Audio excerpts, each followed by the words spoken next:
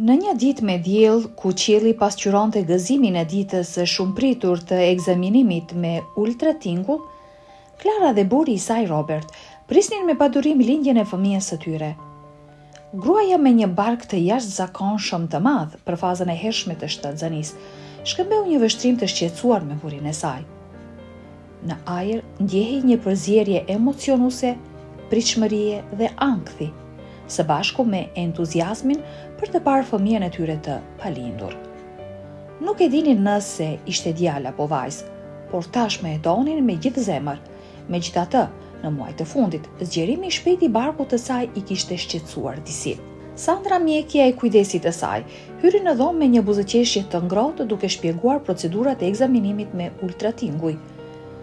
Le të shohim fëmijën tuaj, ose duke gjykuar nga madhësia e barkut tuaj mund të keni binjak, tha ajo, duke përgatitur gjelin dhe sensorin. Klara ushtri mbi shtretër dhe Roberti i mbajti dorën fort, pa ja hequr syt ekranit. Doktori filloi ekzaminimin, duke lëvizur lehtë sondën mbi barkun e pacientes.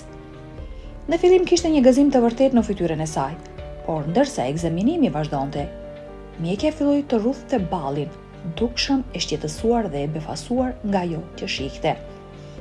"Çfarë ka, doktor?" e pyeti nëna me një shqetësim të dukshëm në zërin e saj.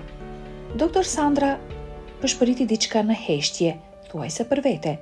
Burri shtrëngoi dorën e gruas së tij dhe të dy u bën edhe më të shqetësuar.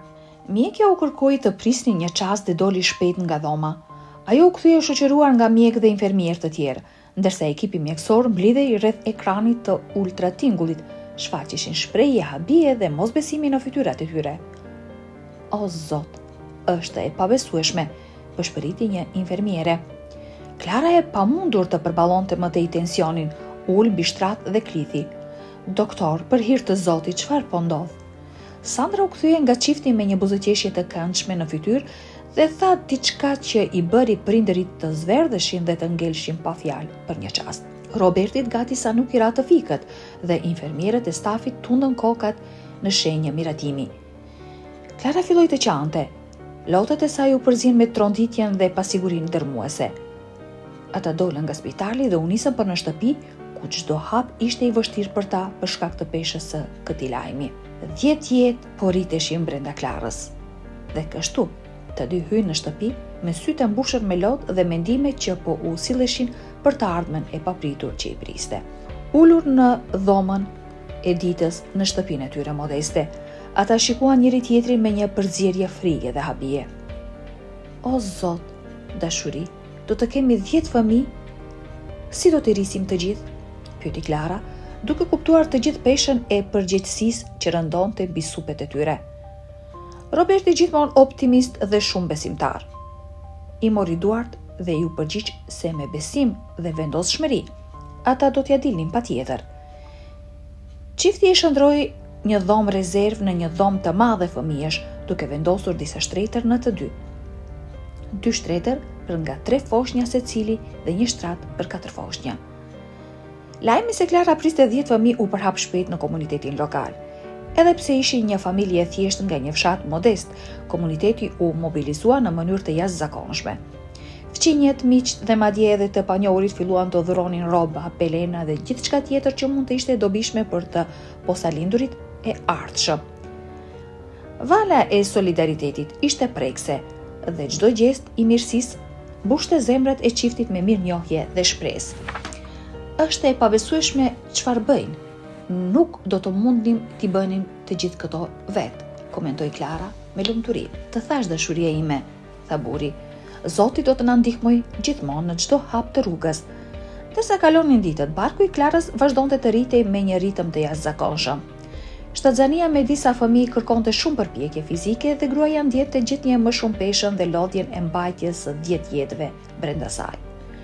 Trupi i saj po ndryshonte në mënyrë që asnjëherë nuk i kishin imagjinuar dhe çdo lëvizje po bëhej më e vështirë. Megjithatë, pas disa muajsh, gruaja shtatzën filloi të përjetonte dhimbje shqetësuese. Në fillim ajo përpiqej të shpjegonte dhimbjen me madhësinë e barkut të saj dhe numrin e fëmijëve që mbante, por dhimbja vetëm sa intensifikoi, duke u bërë më e fuqishme dhe e shpeshtë. Roberti vështronte skenën me një shqetësim të rritur, e mundonte friga se diçka nuk po shkonte si duhet. Duke mos dashur të rrezikonte, çifti bëri një takim për një ekzaminim tjetër urgjent me ultratinguj. Ata duhej të siguroheshin se fëmijët ishin të sigurt dhe të shëndetshëm. A ka diçka të keqe me fëmijët tanë, doktor? Më duhet ta di. Po lëvizin gjatë gjithë kohës. A është mirë kjo? Pyeti Klara me një zë të dridhur nga emocionet. Mjeku që kishte qenë me ta që nga fillimi i shtatzanisë së saj përpiqej t'i qetësonte derisa përgatiste pajisjet për ekzaminimin e radhës. Megjithatë, detyra nuk ishte e lehtë, me që Klara kishte 10 fëmijë në bark dhe pajisja e ultratingujve nuk ishte nga më të avancuarët për shkak të mungesës së burimeve, ishte e vështirë të kuptohej çfarë po ndodhte. Ndërsa ekzaminimi përparonte, shprehja e fytyrës së doktorit bëhej gjithnjë më serioze. Roberti mbante dorën e Klarës fort, pa ia hequr syt fytyrës së shqetësuar të doktorit. Papritur, doktor Sandra përshpëriti diçka në zë e tronditur. O zot, një prej tyre. A është ky e mundur vërtet? Këto fjalë i hanin në gjithë dhomën, duke tmerruar çiftin. Çfarë doni të thoni? Pyeti Roberti me një zë të mbushur plot panik dhe konfuzion. Mjekja duke ndjerë nevojën për të kërkuar më shumë mendime, doli shpejt për të thirrur mjek të tjerë. Pak qaste më vonë, kur zyrën e mbushën specialist, një prej tyre konfirmoi vëzhgimin shqetësues. Po, një prej tyre vërtet nuk është fëmijë, tha ai. Po aq i habitur. Por në atë moment Klara klithi. Dhimbja dhe frika, si dhe konfuzioni dhe mungese e përgjigjeve për pyetjet e saj, bën që gruaja të hynte në punë të lindjes. Ajo po lind, klithi mjeku. Ekipi mjekësor veproi shpejt për ta përgatitur për një lindje të parakoshme. Burri i saj që ishte pranë saj i mbante dorën duke përpjekur ta qetësonte disi në mes të këtij kaosi. Situata ishte përtej asaj që mund të kishin imagjinuar ose përgatitur. Tani që lindja e fëmijëve po afrohej, ata po përballoheshin jo vetëm me ardhjen e pritur të fëmijëve, por edhe me pasiguri të dhimbshme për fëmijën e 10, i cili sipas mjekëve nuk kishte fëmijë fare. Klara u shtrin mbi një shtretër dhe u dërgua në sallën e operacionit. Mjekët dhe infermierët e përgatitën me shpejtësi për një ndërhyrje cezariane urgjente. Roberti i thanë të priste tek hyrja e sallës së operacionit. Ai ul jashtë me zemrën që i rrihte fuqishëm në gjoks dhe duar që i dridheshin në lutje të heshtur, duke u lutur për shpëtimin e gruas dhe fëmijëve të tij. Dhe pastaj lindja filloi. Një nga një, foshnjat filluan të nxirreshin nga barku i nënës së tyre. Dhoma mbush me klithmat e të porsalindurve, duke sjellë një ndjesi të përzierë lehtësimi dhe ankthi. Klara edhe në ndikimin e anestezisë lotonte kur ndëgjonte klithmat e secilit prej fëmijëve të saj për herë të parë. Kur Roberti më në fund u lejua të hynte në dhomë, ai u afrua gruas së tij, i mori dorën dhe i redhatoi flokët për ta qetësuar. Por kur pa fëmijët e tij, lotët e shpërthyen nga ndjenja e butësisë. Ata janë të bukur, dashuri, tha ai duke buzëqeshur përmes lotëve. Foshnjat u lanë me kujdes dhe u vendosën në inkubator për shkak të parakohësisë së tyre. Megjithatë, tensioni ende qëndronte në ajër ndërsa mjekët vazhdonin të punonin. 9 nga 10 foshnjat u dorëzuan me sukses, por pasiguria mbetej për të 10-in, kur më në fund erdhi momenti për të nxjerrë fëmijën e fundit. Fytyra e mjekut shfaqi një shprehje habie dhe konfuzioni. "Çfarë është kjo?" Përshpëriti doktori duke parë brenda trupit të gruas. "Çfarë ka, doktor?" pyeti Klara, e cila ishte ende paksa e trullosur nga anestezia. Mjekët duke ndjerë shqetësimin e bashkëshortëve, përfundimisht sqaruan situatën. "Klara, Robert, ajo që gjetëm nuk ishte fëmijë. Duket se është një fibrom, një formacion që nganjëherë zhvillohet në trup."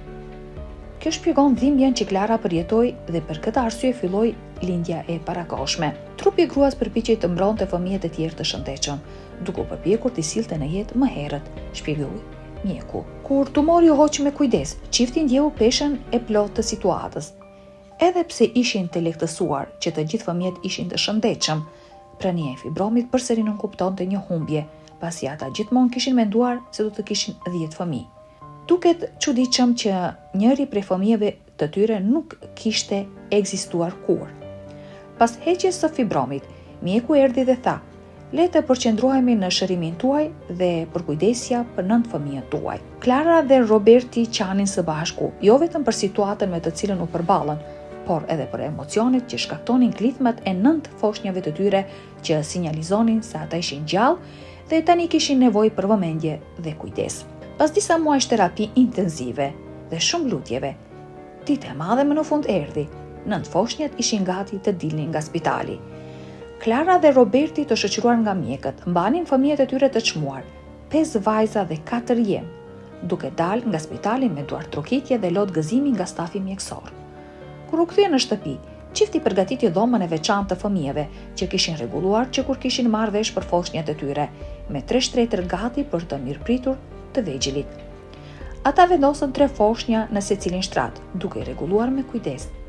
Deri dhomës u mbush me dashuri, shpresë dhe melodi të ëmbla, pëshpëritjesh dhe pshëretimash. Të dashur shikues, a do të dëshironi të ishit në vendin e Klarës dhe Robertit? Ju lutemi, na tregoni në komentet më poshtë.